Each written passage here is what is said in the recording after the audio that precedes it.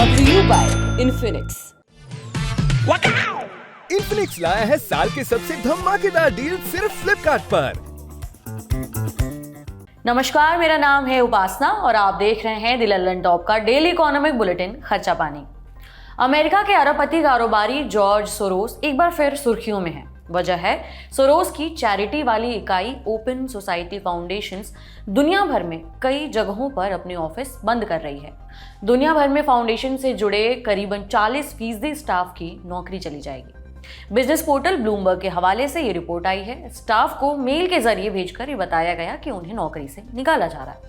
Foundation का कहना है कि उसके पास छोटे ऑफिसेज चलाने के लिए बैंडविड्थ नहीं है, इसलिए ऐसे कई ऑफिसेज को वो बंद करने जा रही है।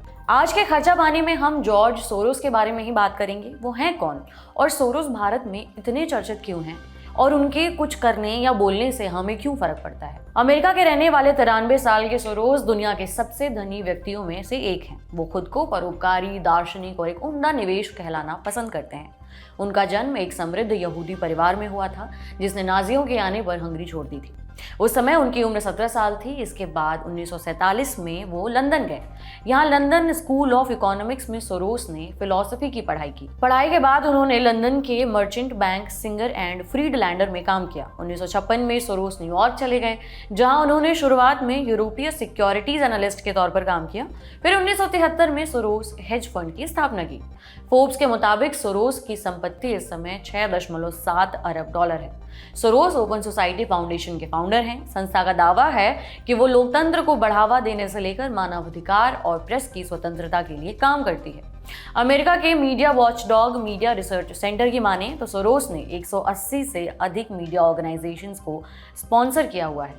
OSF दुनिया की सबसे रईस NGO में गिनी जाती है। इस समय इसका नेटवर्क 25 अरब डॉलर तक का है। ये संस्था हर साल 1 अरब से ज्यादा की रकम दान करती है। OSF की कमान अब सोरोस के 37 साल के बेटे एलेक्स सोरोस के हाथों में है। उन्हें इसी साल जून में इसका चेयरमैन बनाया गया है। 3 साल में ये दूसरी बार होगा जब इस NGO का रीस्ट्रक्चरिंग किया जा रहा है। अब आते हैं उनके भारत से कनेक्शन पर। जॉर्ज सोरोस मोदी के बहुत पुराने विरोधी रहे हैं। 2020 में सोरोस ने मोदी को तानाशाह कहा था। फिर 2023 में यानी इसी साल की जनवरी में हिंडरबर्ग की रिपोर्ट पूरे मार्केट में जब तहलका मचा रही थी, तब भी सोरोस ने कहा था कि PM मोदी इस मामले पर चुप हैं, लेकिन उन्हें विदेशी निवेशकों और संसद में सवालों का जवाब देना होगा। सोरोस ने यह भी कहा था कि ये रिपोर्ट भारत में मोदी सरकार की पकड़ को काफी कमजोर कर देगी। भारत में कुछ जरूरी संस्थागत सुधारों के लिए आगे का रास्ता खुलेगा। हो सकता है मेरी बात ये बचकानी लगे, मगर मुझे भरोसा है कि भारत में एक बार फिर लोकतंत्र मजबूत होगा।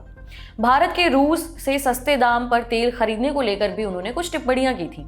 सोरोस ने एक कार्यक्रम में कहा था कि भारत एक लोकतांत्रिक देश है, मगर उसके PM नरेंद्र मोदी डेमोक्रेट नहीं है।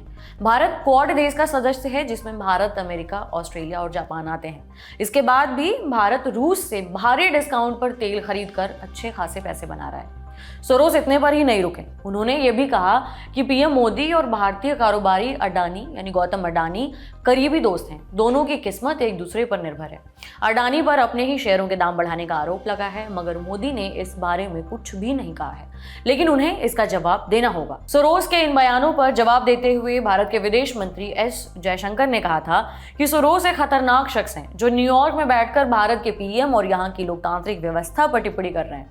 केंद्रीय मंत्री स्मृति ईरानी ने भी कहा था कि सोरोस को अभी कोई फायदा मिल नहीं रहा है, इसलिए वो चाहते हैं कि भारत में ऐसी सरकार बन जाए जिससे उन्हें फायदा पहुंचे। सोरोस जम्मू कश्मीर से आर्टिकल 370 हटाने और नागरिकता संशोधन कानून का भी खुलकर विरोध कर चुके हैं। उन्होंने यहां तक कह दिया था कि मोदी के नेतृत्व में भारत तानाशाही व्यवस्था की ओर बढ़ रहा है। हिंडरबर्ग के बाद अडानी ग्रुप को लेकर नॉन प्रॉफिट मीडिया संस्था OCCRP की भी एक रिपोर्ट आई थी। इसमें भारतीय कारोबारी अनिल अग्रवाल पर भी आरोप लगाए थे। इस संस्था को भी सोरोस से ही फंडिंग मिलती है। आरोप है कि उन्होंने कई देशों में चुनावों को प्रभावित करने के लिए खुलकर भारी भरकम फंडिंग की है। यूरोप और अरब के कई देशों में सोरोस की संस्थाओं पर भारी जुर्माना लगाकर पाबंदी लगा दी गई है।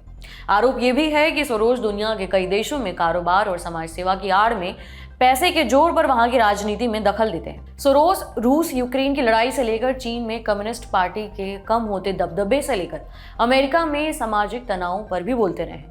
सोरोस क्या कह रहे हैं और क्या नहीं, इससे क्यों फर्क पड़ता है, अब ये भी समझ लेते हैं। दरअसल जॉर्ज सोरोस अमेरिका के अरबपति होने के साथ एक दिग्गज निवेशकों में गिने जाते हैं।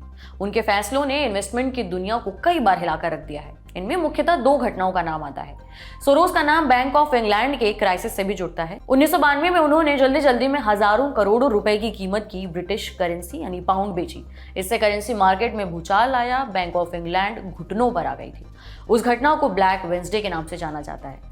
और दूसरा इंपॉर्टेंट इंसिडेंट है 1990 में एशियन फाइनेंशियल क्राइसिस का। इस क्राइसिस के लिए भी उन्हें जिम्मेदार माना जाता है। सोरोस ने कई एशियाई करेंसियों में निवेश कर रखा था। उनके निवेश से लेकर जनता के बीच वो जो भी बयान देते हैं उसका दुनिया भर के शेयर बाजारों पर काफी असर पड़ता है। तो ये था आज का खर्चा पानी शो। कैसा लगा जरूर बताएं नीचे कमेंट बॉक्स में। देश दुनिया की तमाम खबरों के लिए देखते रहें द लंदन टॉप। शुक्रिया।